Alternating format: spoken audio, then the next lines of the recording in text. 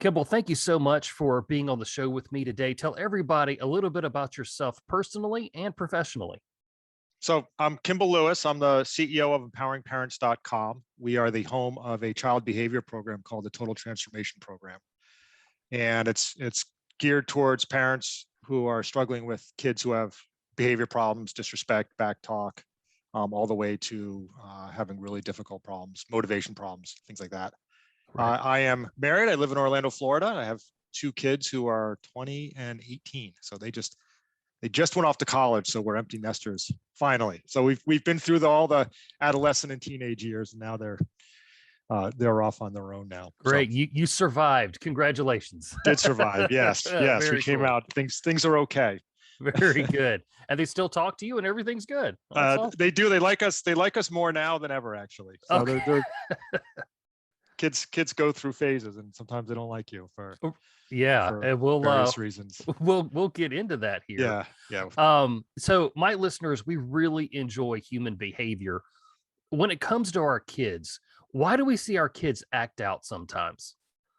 So the thesis behind a lot of what we do, and James Lehman, who's the founder of the Total Transformation Program, taught us, is that child behavior problems typically originate from the kid's inability to solve problems. And when you have a really young child, like they don't really have, like they're taken care of by mom or dad or whatever. But once they start getting into school and getting a little bit older, suddenly they have problems presented to them. Like they have to get up and go to school in the morning. They have to do homework. They have to do chores. These are various things that suddenly they have responsibilities that they've never had before in their lives. And it makes them uncomfortable. So these problems make them uncomfortable. They have to do something they don't want to do. They have to behave a certain way. And in a reaction to these problems that they have, they often act out. And they act out as a way to solve the problem. And their problems fall into various categories. They have functional problems, which is they just can't get their homework done. They don't want to do their homework.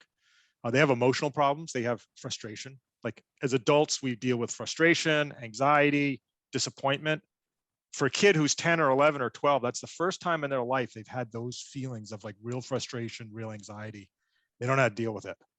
And then even social problems. They're not used to, like you get into school or you get into like your first job, you're dealing with customers or students who don't like you for some reason, or you're having conflict, you don't know how to deal with that. So these are all problems presented to a child. And there's various ways kids who adapt well figure out productive ways to solve those problems. Kids that end up with behavior problems, they realize that acting out and being abusive is a way to solve the problem. Okay. So for example, just a quick example, chores. It's like some kids don't want to do chores.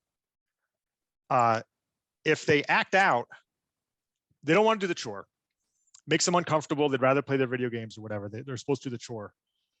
Kids learn early that if they act out and they yell and scream and they fight, they can wear their parents down to the point where the parent realizes it's a lot easier for me to do the chore myself than to get my kid to do it. Right. Yes. And that becomes a problem solving solution for the child. They don't want to do the chore. It makes them uncomfortable. They fight back enough. The parent gives up essentially. And they realize, oh, that worked.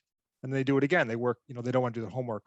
They fight back. Their sibling is doing something that they don't like. They're abusive. They end up getting what they want, but it's a very ineffective behavior. Right. And but it works for them. That's why they do it, because it works. Right. And I swear it's like you've been in my house for a week in your first answer here, because these are some of the frustrations that I'm seeing here. And you bring up a good point of this is a behavior that they pick up on if it works. And so I think, and you talked about the parents' role here. I know sometimes I have been quick to judge children's behavior and kind of pin it on the parents. Does a child's misbehaving mean that child is like always going to act that way, or do they kind of ebb and flow as they go? They're testing the waters. They're testing their limits. So parents' job is to set limits. You're supposed to set reasonable limits on your child. Okay. The child's job is, as they get older, is they naturally will test those limits. It's normal. I mean, you should expect that. And when they cross the line, there should be consequences. So they will ebb and flow on those things. And one thing I ask parents, if you're having a really hard time with your kid, is your kid really difficult in school? Mm, or in other places, because a lot of times, and this is most of the cases, luckily, the kids behave reasonably well in school and reasonably well with other uh, other adults hmm. or at work, but they're not good with their parents. So what they've realized is with their parents, they have learned how to control their parents through their behavior. It doesn't work in the outside world as much.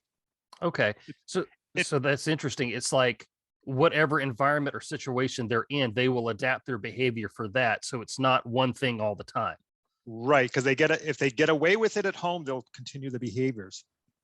If they don't get away with it at school, they don't do it. If it's the type of school where they don't put up with that kind of stuff, and you end up in like some serious trouble, they stop doing. They actually behave better. So if you've got a child who behaves reasonably well outside the home, but behaves terrible inside the home, that's actually a good sign, because you can solve that problem. You have to reassert your authority. You have to reassert, think through what your parenting strategies are and do more effective things. Because the more challenging cases, and we see these as well, are kids that are out of control at home and also out of control at school and out of control with other adults and the police even.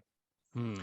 Those kids that's a more difficult place. We work with those parents as well. But Okay. most of the cases of the parents who come with us who are really struggling with their kids, the kids have a problem at home with their authority or through their motivation or whatever.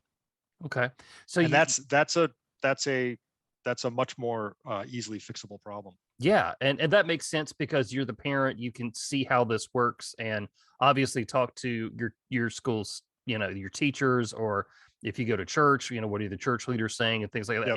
Any other places that they socialize. So you kind of talked up you brought the police in here just a second ago when kids act out. So what are some of these red flag behaviors that we need to look out for as parents that say, okay, this is something that I really need to address? So kids, especially adolescents, are gonna be they're gonna be moody. They're gonna have bad days. They're going through a lot of changes in life. They may roll their eyes at you. They may do all sorts of stuff. That's normal stuff. The best thing to do is ignore that stuff. If they have a bad attitude, they're allowed to have a bad attitude as long as you have reasonable compliance to your rules. Okay. If they start becoming abusive, physically abusive, verbally abusive, then you have to draw the line there. We have a saying: there's no excuse for abuse.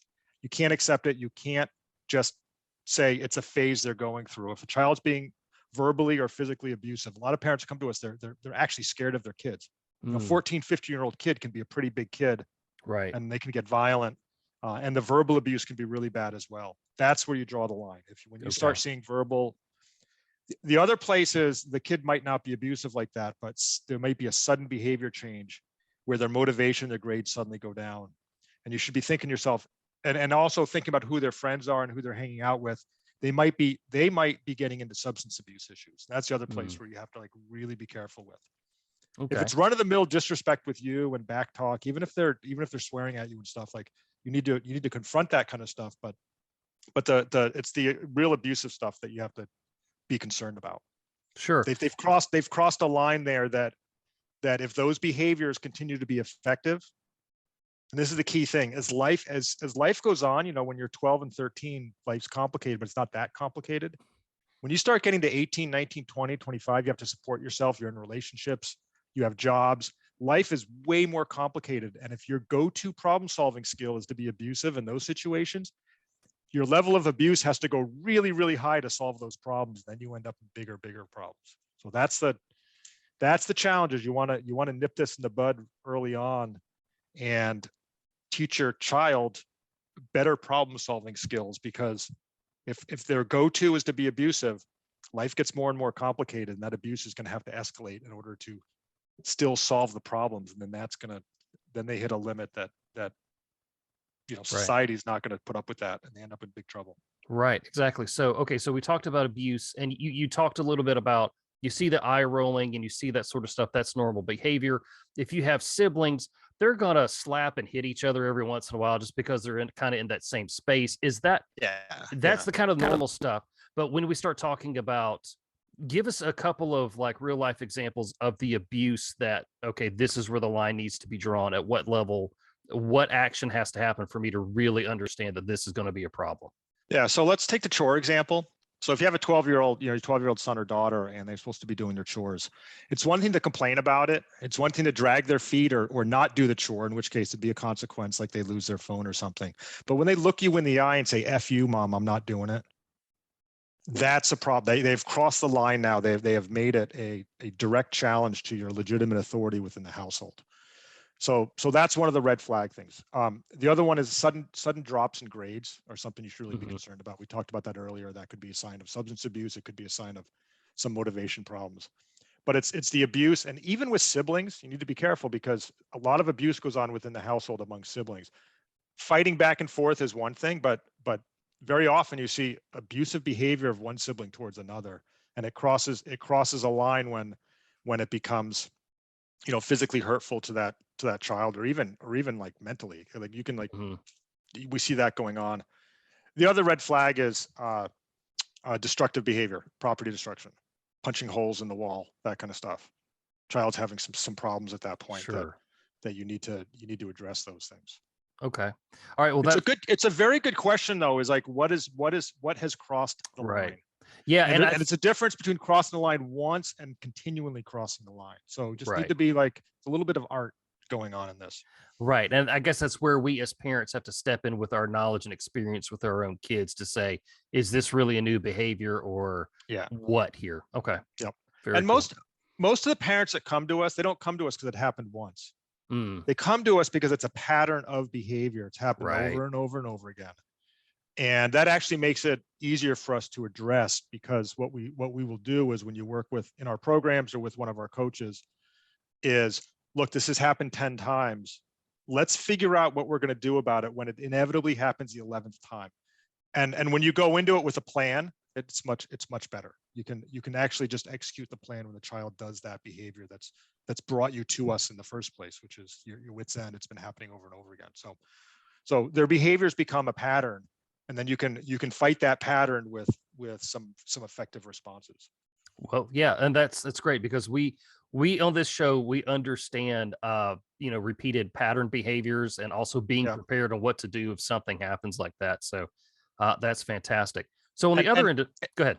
I was just going to say, and you can really turn the tide, because what you want to do is, when you work with their programs, is you identify the behaviors that are not effective, that a lot of parents do, and you point it out to them. And when you point it out, it's like, oh yeah, that isn't effective. Like, like if screaming worked, like if you scream at your child, if that worked, like parenting would be easy. We'd just scream at our kids and then problem solved, right? Right. It works with some kids, like a compliant kid, you scream at them once or twice, they they fall back in the line. But with a defiant kid, the kids whose parents come to us, screaming doesn't work. So you might as well stop the screaming. It doesn't work. All it does is model screaming as an effective response to a problem. Right. Which is, you don't want to model that behavior for a kid. So you point out, like, this is not effective. Try to avoid doing it. It's hard to completely avoid, because we're all human, right? Right. And then do the effective stuff. And if you put a program in place where you're minimizing the ineffective behaviors, and you're emphasizing the effective behaviors, you can turn the tide. Doesn't happen overnight, but within a week, 2 weeks, a month, things will start to change. Right. So there's hope for kids who are experiencing these red flag behaviors. Oh my gosh, we get like letters coming into us all the time of parents who are like, I've applied this stuff and it really worked. The kid knows immediately that the world has changed somewhat. Oh wow, that's cool. Because like you start responding differently to what the child is doing. We have this expression: you don't have to attend every argument you're invited to. I think you've probably heard that one. So yeah, I like it. Yeah. So you don't have to attend every argument you're invited to. Kids who are using arguing and fighting as a problem-solving skill, when you no longer attend those arguments, when you disconnect the minute the kid starts really arguing with you and walk away, they're left helpless. That their go-to behavior to pull you into a power struggle and make things happen the way they want it to happen goes away when you refuse to argue with them. It's like, you just say, I'm not talking to you when you're behaving, when you're abusive verbally to me and you're talking to me this way, then I just shut off. We're not doing it, and you walk away. Okay. So if, let's say I'm in an argument with my child and they start getting verbally abusive and I walk away, that's not considered weakness at that point? if I disengage and walk away, or am I interpreting that wrong? It's not weakness. Okay. They're dragging you down into that fight because that's the way they solve their problems, and you're refusing to enter the fight. You won't argue with them. I'm not arguing with you about this. If you don't like the rules, we can set up a time between 5 and 5:30 tomorrow night when things are calm, and we can discuss the reason for the rules, and you can give your input. They don't want that. That's not what they're looking for. They're looking to get out of that responsibility they're supposed to have. And they do it by the fighting and the arguing. And when you walk away from it, it takes the power out of it. Right. And I like that you're putting a time on it, saying, hey, I will hear you out, but we've got to calm down. We're not going to solve this right now because you and I are not in the same brain space to actually make a good decision. I like that. Hey, we'll sit down and we'll do it tomorrow. And everybody can take a deep breath and hopefully realize, maybe I overreacted a little bit to that. So that's good. And there are consequences for abusive behavior. You need to have those. It's good to let your child know ahead of time what those are, because if they've been abusive to you, there will be consequences. It doesn't have to be done at that instant when the argument's happening. You disconnect, come back around when things are calm, and say, look, there are consequences for speaking to me that way, and here's what they are. You lose your phone for 6 hours. If you treat me respectfully for 6 hours, you can get it back. So these are like task-oriented consequences. You take their phone electronics away. They behave the way you want them to for 6 hours. They earn it back, and then inevitably you're gonna have another problem again. That they've earned it back allows you to take it away again. So you want your consequences to be consistent and short-term, and preferably related to the behaviors that happen, which is that, if they're abusing their sibling or whatever, you take something away from them that they want and they value, and you set a time limit. Like if you can behave normal with your sister for the next 4 hours, you get it back. If you can't, time limit starts again, and eventually they learn to get it back. But that's sort of the not attending the argument is not showing weakness. It's showing that this behavior, this way in which you're solving your problems, isn't going to work anymore, because I'm just going to walk away the minute you start being, abusive or whatever. There will be consequences. I'll follow up with consequences, but we'll discuss things when you're calm. It doesn't work anymore. Okay. So it's very powerful to disconnect like that. Yeah. And it makes sense. And the way you explained it to me, and being able to say, hey, we'll talk about this at another time. So I know a lot of times that parents blame themselves for their kids' behavior. Is it right to blame ourselves, or do we share some of the blame? What's that dynamic like? Yeah, we see that a lot. There's some, like, a lot of parents are coming to us. Like, there's a lot of guilt. Like, they feel like they're unsuccessful as a parent because they have a child who has behavior problems. And we always point out to them, don't blame yourself for your child's behavior. Hold your child accountable for their behavior. It's their behavior. Hold them accountable for it. Don't blame yourself. When you blame yourself for their behavior, your child is very astute. They figure out pretty soon, that you're blaming yourself for their behavior, and they'll put you on guilt trips about it. And they'll actually believe it. They will believe that the reason they don't behave well is because of you, the parent, not because they are making bad decisions and they don't know how to solve their problems appropriately. So when you take that on, you're not doing your child any favor. What you want is to put the accountability on the child. And we see this especially in situations where you have a divorce situation. And most divorces, there's joint custody, right, for the most part. And the parents often don't agree on how to raise the kids. And when the child is at dad's house, dad has his rules. And if you have a child with behavior problems, it's very common to say the reason he has behavior problems is because you don't enforce the rules properly in your household. And you start blaming your ex for your child's behavior. You may have an argument there, but regardless, you don't want to blame your ex for your child's behavior. You want to blame your child for your child's behavior. Put the accountability on your child. Your child is really the only person who can change their behavior. All we can do is set limits, set accountability, set effective consequences, and then you have to leave it up to the child to do it. And that actually absolves you of some of your guilt, because it's not up to you, it's up to your child. Very good. Very good.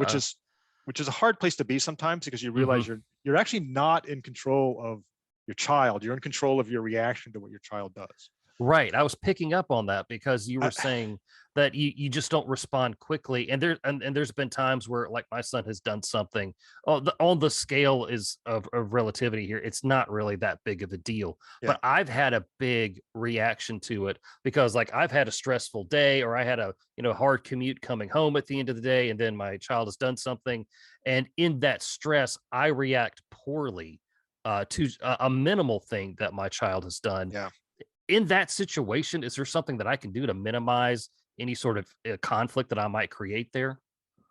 Yeah, so we advise a couple of things. One is start recognizing what your triggers are and try Mm, to avoid those things. okay. So one example, this happens to me. It happens to a lot of parents, which is your child's supposed to like do their homework after school or do chores or do something, and they're not doing it consistently. Hmm. And as you're driving home from work, you start having this vision that you're going to come home and your child's going to be on the couch playing video games and he's not supposed to. Right. And then you play out this entire argument in your head because you're convinced it's going to happen. And Hmm. if you play out that argument in your head on the way home, guaranteed you're going to have it no matter what. So it's better to recognize what's going on, recognize your triggers, come into the house and say, look, when I get home, I'm going to give myself half an hour before I even address anything, and just like let myself Mm, calm okay. down, and then address the issue more calmly, rather than walk in the house and go, I knew it, and just sort of, and I'm guilty of this. The reason I Oh can yeah. talk about this so Oh well, yeah. I'm so guilty about this argument that I've had in my head that it's going to happen. Right. And it's actually it makes it even worse. Cause I knew it. Like I just like, and then Hmm. you start taking it personally. You think that because it sets you off, you Hmm. blame your child for setting you off. And then this happens with spouses too, and say, if you only behaved well, I wouldn't be set off. Now I'm in this horrible place where I'm completely set off. And you've done that to me and you've taken Hmm. it personally. Hmm. And we always tell parents, don't take your child's behavior personally. Even when they swear at you, recognize it as a behavior problem, Hmm. not something personal against you. You just happen to be the person who has the authority in the household, who sets Hmm. the limits and sets the rules. It could be anyone. It's not you personally that they don't like. What they don't like is the rules. They don't like to that's a behavior problem, not a personal problem, because your child can improve, and we see it all the time. And when they do improve, if you've taken it personally, it's very difficult to offer your child grace when Mm, you've taken those things personally. Look at it as a yes. behavior problem. They're not swearing at me, Kimball, dad. They're swearing at the person who sets the legitimate limits in the household. Got it. And if you can just not take it personally and see it as they have a behavior problem for them to fix, it's not about me, then it's much easier to offer them grace and not hold grudges when they actually come around. Because when you look at like my kids have said some bad things to me before, like in at various times, not a lot, thankfully, but Right. they've spoken to me in ways they would never talk to another adult. Hmm. And if anyone who's married knows this, like spouses say things to each other they would never say to a boss or a colleague. Like Right. Right. the people we love the most are often the ones that we're willing to like say bad things about. Right. It's kind of strange. I think part of the reason is that we know they're going to be the parent or the spouse or whatever. Like there's some anyway, that's a different topic, but Hmm. the point is, try not to take bad behavior personal Got it. All right. and just So we view it as a behavior problem. It's much more effective. Sure. So we've talked a lot about bad behavior. So if we have a kid who is really good and acts well at home and acts well at school, does that mean we just get to be hands off? We're parent of the year. We don't ever have to do anything. Yeah, I'm going to say you can be hands off. You can as long as they're acknowledging the limits reasonably. Then these are kids who are learning to effectively solve problems on their own. That's what you want. And I don't know if that makes you parent of the year. I'm very cautious to say that makes you parent of the year, because just Right. like I said, don't blame yourself for your child's bad behavior. Don't Compliment yourself. Yeah. compliment yourself for their good behavior. Let them earn that good behavior. Right. People So say, oh, your kids are great, whatever, and like you should. as if you were the great parent. Like I like to say, no, my kid did it. My kid Mm-hmm. gets the credit for it. Mm-hmm. And if my kid turns bad, he's he's to blame, not me. So Right. you want the accountability for good and bad behavior on your child. Right. Right. Yeah. It's You okay can't to be have it like, one way. yes, I mean, it's natural. We're going to feel some kind of guilt and angst when our child's not doing well. And it's natural that we're going to feel prideful when our child is doing well. But from an effective parenting standpoint, you want your child to take the credit for their good behavior, and you want them to be held accountable and take the blame for their bad behavior. It's much more effective that way. Right. I like that. I like that a lot. And it's probably true because it's really up to them. They're a different person. It's up to them. Yeah. Like, Yeah. and we see it with parents, and everyone's either has experienced this or knows someone in this situation. They have two kids that are great, and one kid's like difficult, really Mm-hmm. hard. Mm-hmm. It's like, were they parent of the year for these two, and then in the same year they're not parent of the year for Right. for that? Like, Yeah. these kids are all different. They're different, and some kids are wired differently. Some kids are wired to be defiant. Right. And And you bring up a really good point here, because as an adult, I always expect my kid to act one way all the time, and that is to respect the rules and all that kind of stuff. I personally forget that my child is a human who's going to have their own set of problems, is going to have their own set of emotions, and doesn't have the developed brain like I do to solve their own problems. So yeah, I sometimes feel like I hold my kid up to a standard that just quite frankly can't exist. yeah, I think that's true. And you should accept that they're going to have pitfalls. Mm-hmm. They can't meet that standard. It's impossible. We can't Right. meet that standard. No one can meet that standard. So we're not able to. So we have this, that's why you need to offer them grace when they don't do it, and hold them accountable. Mm-hmm. And the vast majority of kids, if you hold them accountable for this stuff, they come around. Very cool. They don't, but it takes a consistent, thoughtful approach with kids that are hard. Easy kids just figured out, like, that an easy kid is an easy kid. They're just, Mm-hmm. you're blessed if you end up with one of the easy kids. But on the other hand, we point this out to parents. It's the kids that push the limits that are often the innovators in our society, because they don't put up with the way things are. Like, they're willing to make a change. They're willing to do something different. They're willing to go against the tide on that stuff. So if you can channel that wiring, those instincts, to productive behaviors, then those kids become our business leaders. They become our real leaders who can make significant change in our society for the good. Yeah. If they don't go in the right direction, they end up in jail. So yeah.